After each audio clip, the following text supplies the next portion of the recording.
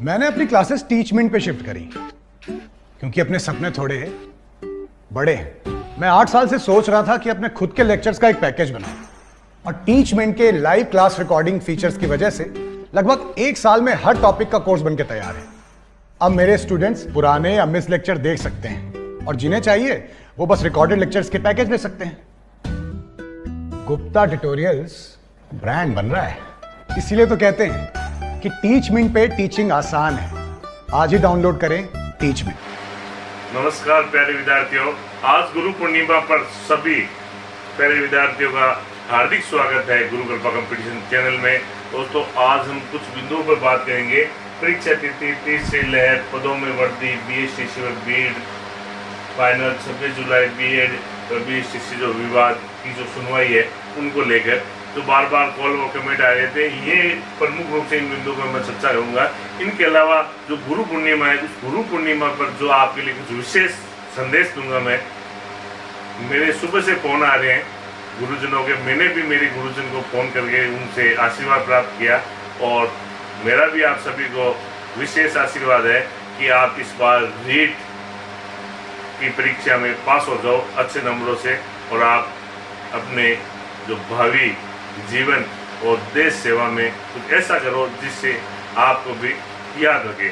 आपको मालूम है कि गणानंद जो उस समय प्रमुख रूप से शासक था, उन्होंने जब चाणक्य को चेतावनी दी थी और चाणक्य को कहा था कि एक शासक कुछ भी कर सकता है, तो गणानंद को चाणक्य ने क्लियर शब्दों में कहा था वही शिक्षक आप बनने जा रहे हो और वही मैं शिक्षक हूँ। अगर शिक्षक की ताकत को अपन ने कमजोर मान लिया तो जीवन में आप और हम कभी भी सफल नहीं हो सकते। उन्होंने क्लियर शब्दों में कहा था कि गणानंद, अगर शिक्षक में ज्ञान है तो वो शिक्षक कहीं भी अपनी आजीविका चला सकता है, अपने ज्ञान के बल से कुछ भी कर सकता है। और आपको मालूम है कि चाणक्य ने पूरे विश्व में जो नहीं कर पाए वो कर दिया था, एक पूरा वंश तैयार कर दिया था। मैं इन राजनीति बातों को इनमें नहीं जाना चाहता, लेकिन आज आपको मैं कुछ मोटिवेशन के कुछ शब्द कहूँगा कि सबसे बड़ी बात है समय। जो वर्तमान में जो समय है उस समय का आप भरपूर समय लो। ऐसा नहीं हो कि ये समय, सबसे बड़ी खुशी की बात है कि अभी भी समय है और बड़े दुख की बात है कि जो समय अभी है वो वापस आपका समय नहीं आ पाएगा।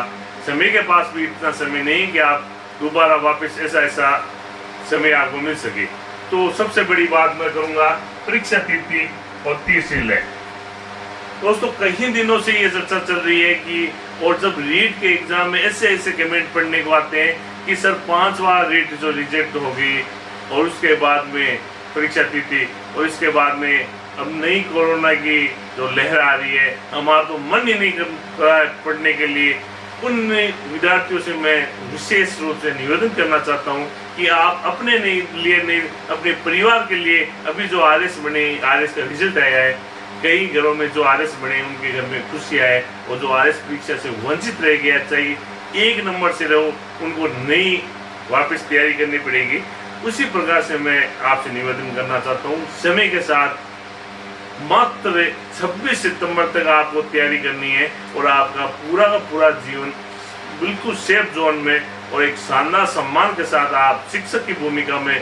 आज 80% से 90% लोग ये चाहते हैं कि मैं शिक्षक बनूं और अभी आपने देखा था कि एक तहसीलदार रैंक का व्यक्ति भी वापस शिक्षक तलगेट शिक्षक में आ गया था। तो शिक्षक ही समाज में प्रमुख भूमिका निभाता है। इसलिए परीक्षा तिथि बिल्कुल 26 सितंबर को होगी। आप इसके बारे में किसी प्रकार से, क्योंकि राजस्थान सरकार ने इसका जीता जागता उदाहरण अभी कल ही शिक्षा मंत्री गोविंद सिंह जी डोटासरा और राजस्थान सरकार के CM अशोक गहलोत की जो कैबिनेट की मीटिंग हुई थी, उस मीटिंग के 3-4 घंटे की जो मीटिंग थी, उस मीटिंग में स्कूलों के बारे में निष्कर्ष निकल के आया कि एक कक्षा नर्सरी से लेकर 12वीं कक्षा तक स्कूलें खोली जाए। तो दोस्तों जब 12वीं तक छोटे बच्चों को पिछली बार भी नहीं बुलाई गई थी, इस बार राजस्थान सरकार जब इतना बड़ा कदम उठा रही है तो मैं आपको चैलेंज देकर कह सकता हूँ 26 सितंबर को एग्जाम होगा, इसको कोई नहीं रोक सकता।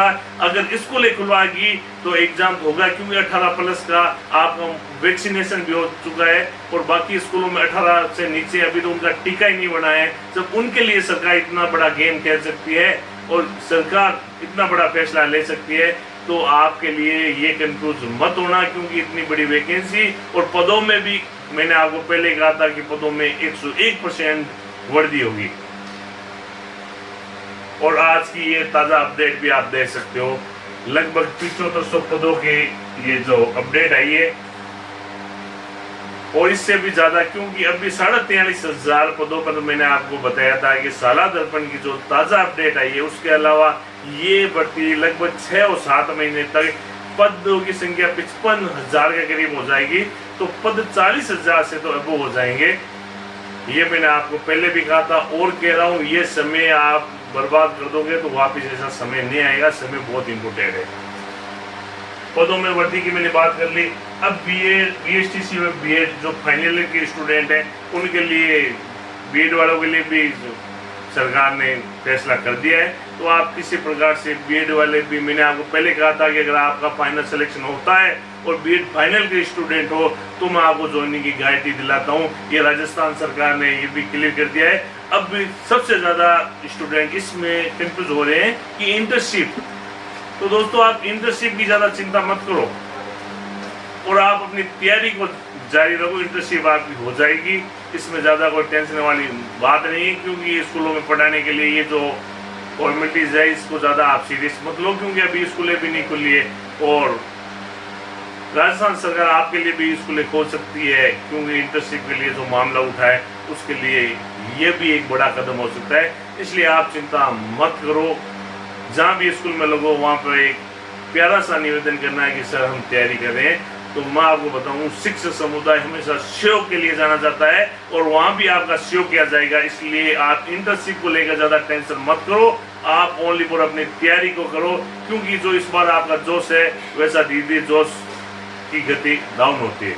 आपने जो मनोविज्ञान का वो सिद्धांत पढ़ा होगा, जो वक्र सिद्धांत, इसके अलावा इनके मामले में क्लियर हो आप।